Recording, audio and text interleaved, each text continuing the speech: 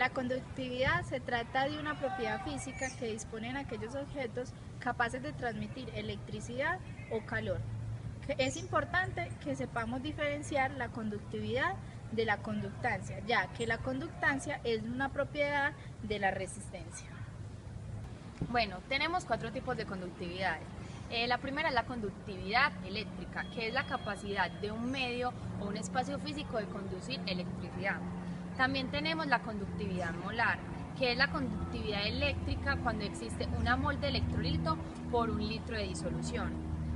Además, la conductividad hidráulica, que representa la mayor o menor facilidad con que un medio deja pasar el agua. Y por último tenemos la conductividad térmica, que es en la que se enfocará este video. Bueno, la conductividad térmica es una propiedad en los materiales capaces de conducir calor. El proceso implica la transferencia de la energía cinética de molécula a molécula. Bueno, esto también es útil para hallar un balance de transferencia de calor. A continuación vamos a ver cómo una serie de cálculos ayudan a determinar la conductividad térmica en los materiales estables y no tan estables. Bueno, vamos a iniciar dando una pequeña definición de transferencia de calor. Entonces, la transferencia de calor se produce normalmente desde un objeto con alta temperatura a un objeto con menor temperatura. Entonces, la transferencia de calor cambia la energía interna de ambos sistemas implicados de acuerdo con la primera ley de la termodinámica. Entonces acá vemos cómo este objeto, el rojo o el objeto A, le está transfiriendo energía al objeto B. Tenemos 3 tipos de transferencia de calor. Entonces, la primera es la conducción. Entonces, la conducción es la transferencia de calor por medio de la excitación molecular en el interior del material, sin ningún tipo de movimiento entre los objetos. Si un extremo de una barra de metal, como se observa acá en la imagen, está a una temperatura alta, entonces se transmitirá energía hacia el extremo más frío. Por eso vemos que la flecha va hacia allá, porque acá se encuentra la parte más caliente o de mayor temperatura y se va transfiriendo por toda la barra. Debido a que las colisiones de partículas de alta velocidad con las más bajas producen una transferencia neta de energía hacia estas. Luego tenemos la convección. Entonces, la convección es la transmisión de calor por movimiento real de las moléculas de una sustancia. Entonces, acá vemos que las moléculas están flotando. Entonces, este fenómeno solo podrá producirse en fluidos en los que por movimiento natural, diferencia de densidades o circulación forzada con la ayuda de ventiladores, bombas, etc., pueden las partículas desplazarse transportando el calor sin interrumpir la continuidad física del cuerpo. Entonces acá vemos que el medio es el aire y es el aire natural por el cual se están transportando las moléculas. Bueno, por último tenemos la radiación. Entonces, la radiación es la transmisión de calor entre dos cuerpos, los cuales en un instante dado están a distintas temperaturas, como lo observamos las manos y la fogata se encuentran a distintas temperaturas, sin que entre ellos exista contacto ni conexión por otro sólido conductor. Es una forma de emisión de ondas electromagnéticas o de campos eléctricos y magnéticos que se propagan a la luz, a la velocidad de la luz. Esto es lo que emana un cuerpo que está a mayor temperatura que otro. Entonces, tenemos que la radiación tiene 3 propiedades principales. Entonces, que sería la radiación absorbida, la reflejada y la transmitida. Entonces, la absorbida es la cantidad de radiación que incide en un cuerpo y queda retenida en él como energía interna. Entonces, tenemos unos cuerpos que absorben toda la energía incidente y esos cuerpos son conocidos como cuerpos negros. También tenemos la radiación reflejada. La radiación reflejada es cuando la radiación incidente choca contra el cuerpo y no queda ninguna radiación absorbida ni tampoco traspasa. ¿Qué quiere decir? Que toda la radiación se devuelve. Eso se le llama radiación reflejada y es conocido como cuerpos grises. Y por último tenemos la radiación transmitida.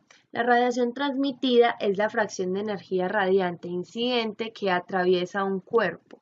Entonces acá vemos que cuando incide la radiación pasa una porción o puede pasar incluso toda la porción de radiación incidente. Entonces eso se le llama radiación transmitida. Tenemos transferencia de calor por conducción, o más conocido como la ley de Fourier. Entonces, acá tenemos que cuando en un medio sólido existe un gradiente de temperatura, el calor se transmite de la región de mayor temperatura a la de menor temperatura. El calor transmitido por conducción por unidad de tiempo es proporcional al gradiente de la temperatura. Entonces tenemos aquí Q es con la letra con la que se identifica calor, que es igual a menos K por A por el gradiente de la temperatura con respecto al espacio o a la distancia.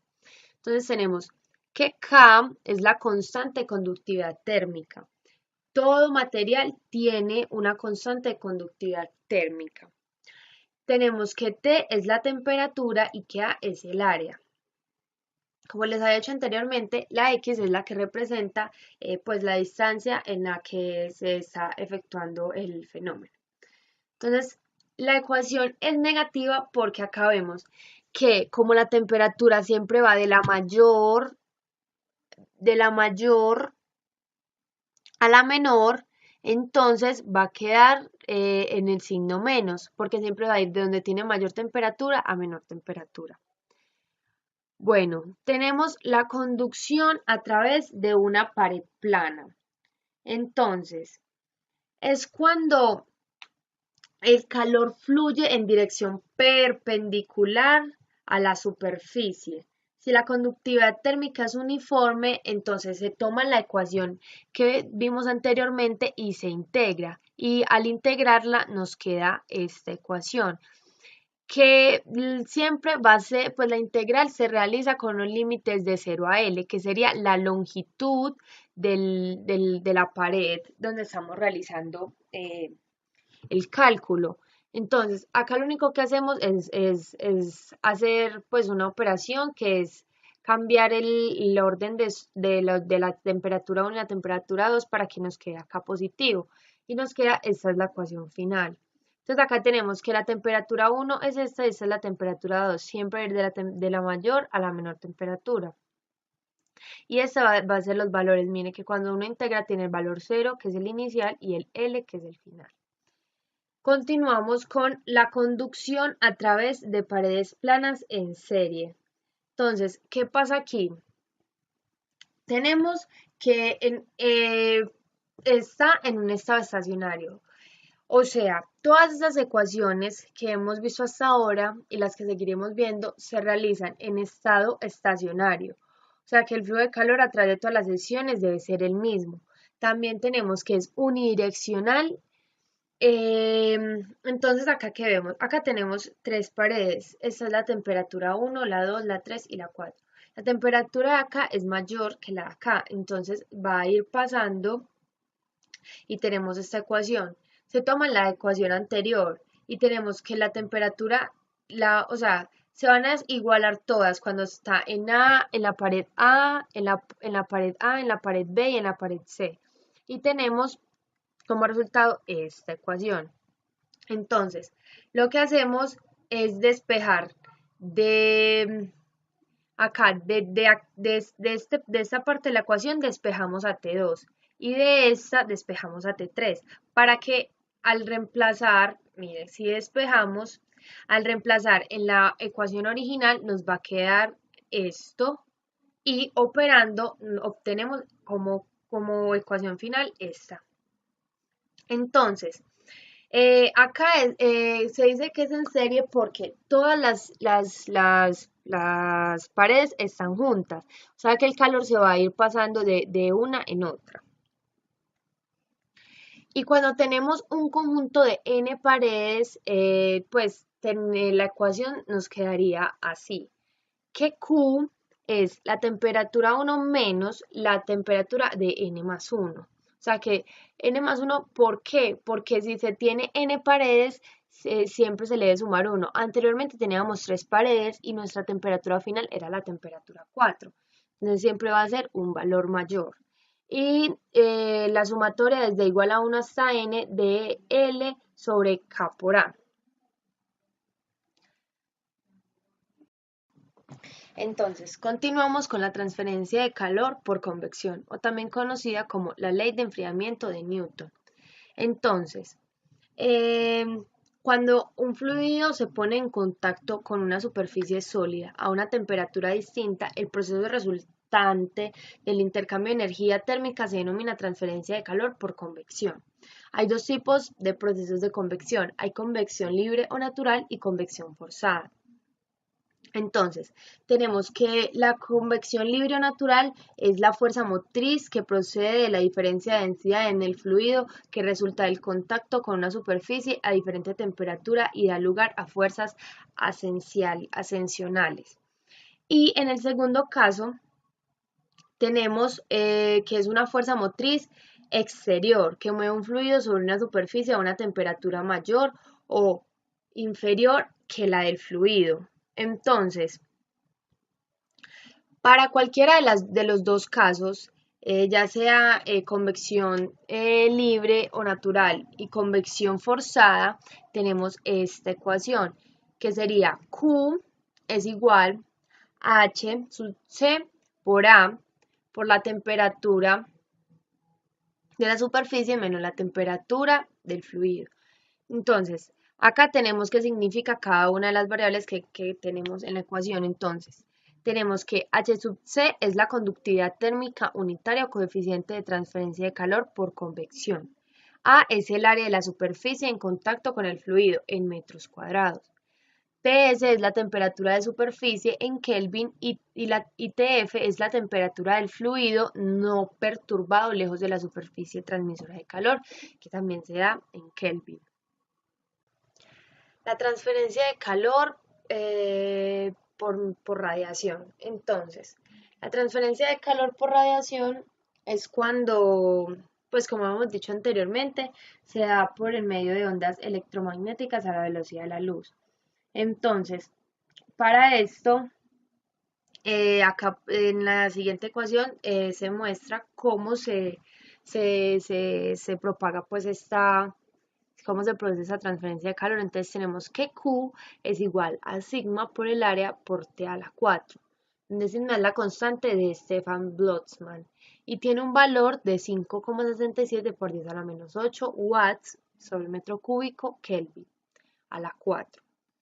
Entonces, también tenemos que cuando el cuerpo que irradia y recibe la energía es negro totalmente, o sea, el que absorbe toda la energía, la ecuación que tenemos es el Q es igual a sigma por A1 por la temperatura 1 a la 4 menos la temperatura 2 a la 4, donde temperatura 1 es la temperatura del cuerpo negro y la temperatura 2 es la temperatura de la superficie del recinto. Si tenemos cuerpos grises, entonces la ecuación es modificada. Q es igual a sigma por A por T a la 4 por E. Y esa E, que también la encontramos cuando el calor radiante neto transmitido por unidad, pues es variante en el tiempo, es conocida como la emitancia de la superficie gris. Igual es la relación entre la emisión de la superficie gris y la emisión de un radiador perfecto a la misma temperatura. También tenemos que si ninguno de los dos cuerpos es un radiador perfecto, entonces la ecuación es modificada a la que vemos aquí. Y donde F1-2 es un módulo que modifica la ecuación de los radiadores perfectos para tener en cuenta las emitancias y las geometrías relativas de los cuerpos reales.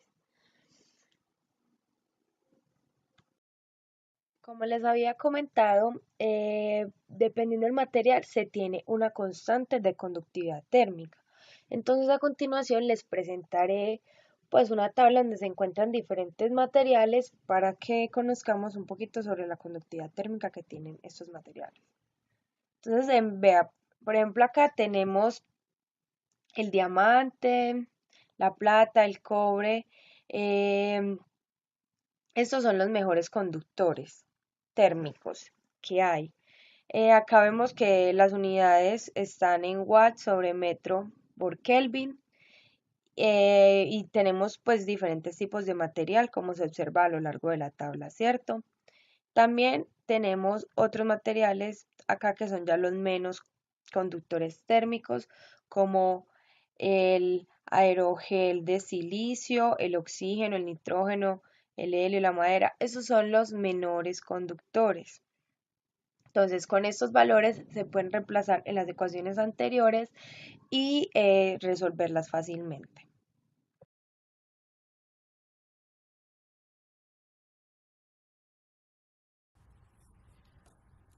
Para la determinación experimental de la conductividad térmica se tienen dos grupos. El grupo de estado estable en el cual la temperatura es invariante con respecto al tiempo, es decir que su temperatura es constante en todo momento.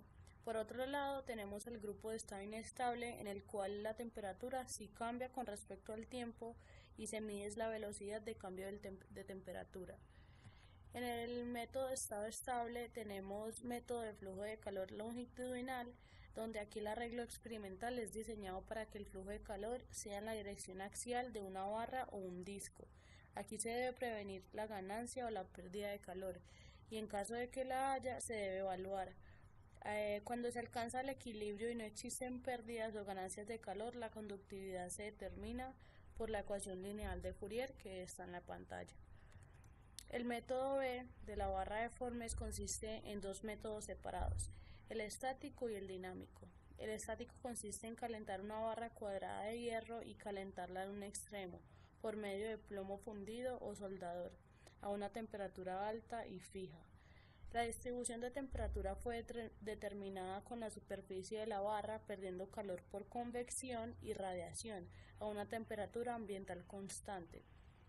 El experimento dinámico o de enfriamiento fue usada una barra más pequeña enfriada en las mismas condiciones de temperatura ambiente. De estos dos experimentos, la conductividad térmica puede ser calculada reemplazando el delta de X sobre el delta de T en la ecuación de flujo lineal, derivando a la ecuación resultante con respecto a X y queda la que se ve en la pantalla y se sigue resolviendo el problema. El método C del flujo de calor radial, como el nombre lo indica, se transmite radialmente. A este grupo pertenecen muchos métodos porque cada uno es de acuerdo a la geometría del sistema y tienen características específicas de acuerdo al tipo de material que se le quiera medir. Se dividen en métodos absolutos y métodos comparativos. En los métodos absolutos se encuentra el método esférico, el elipsoidal, el de esferas y cilindros concéntricos, el del plato de Cernamont y el método cilíndrico. Y al grupo de métodos comparativos pertenecen el de método de cilindros concéntricos, y el de método del disco. El grupo del método de calentamiento directo, el espécimen es calentado pasando directamente una corriente eléctrica sobre él. Es limitado en cuanto a mediciones sobre conductores buenos, pero tiene ventajas, como ofrecer la facilidad de alcanzar altas temperaturas.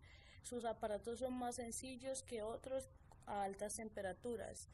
Usa especímenes relativamente pequeños, requiere poco tiempo para alcanzar el equilibrio y también se pueden...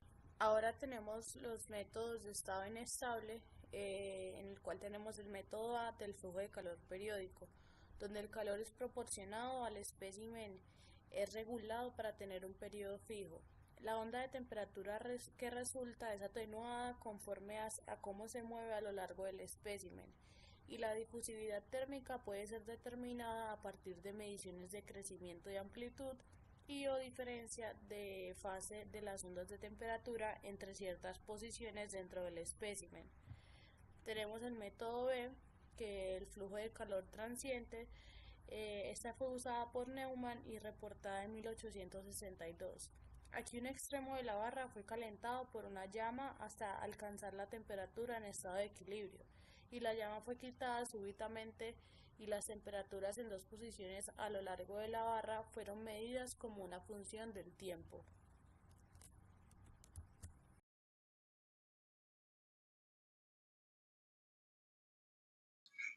En el Sistema Internacional de Unidades SI, la unidad conductividad térmica se define para un cuerpo homogéneo isótropo como el flujo térmico de un vatio sin intercambio de energía entre dos planos paralelos de 1 metro cuadrado de superficie de un objeto con 1 metro de espesor y una diferencia de temperatura entre ellos de 1 grado Kelvin.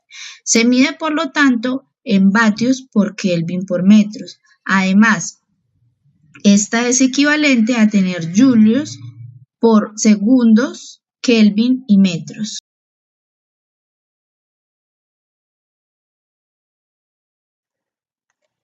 Bueno, entonces también podemos decir que se tienen como unas generalidades a tener en cuenta en el tema de conductividad. Entonces tenemos que primero el coeficiente de transferencia de calor, o sea, el de la ley del enfriamiento de Newton, el H sub C, em, depende de la densidad, la viscosidad, la velocidad del fluido, así como sus propiedades térmicas, la conductividad y el calor. O sea, todo esto está relacionado directamente en el H sub C. También se debe tener muy en cuenta en qué coordenadas se está trabajando, ya sean cilíndricas, esféricas o cartesianas. Dependiendo de qué coordenadas se utilicen, las ecuaciones van a variar.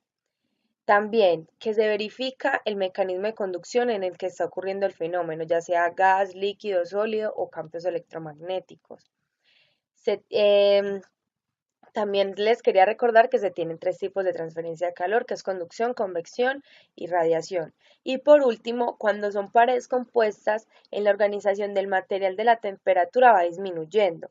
O sea, el T1 es la primera pared donde está la temperatura más alta, hasta el Tn, que es la última pared donde se tiene la temperatura más baja.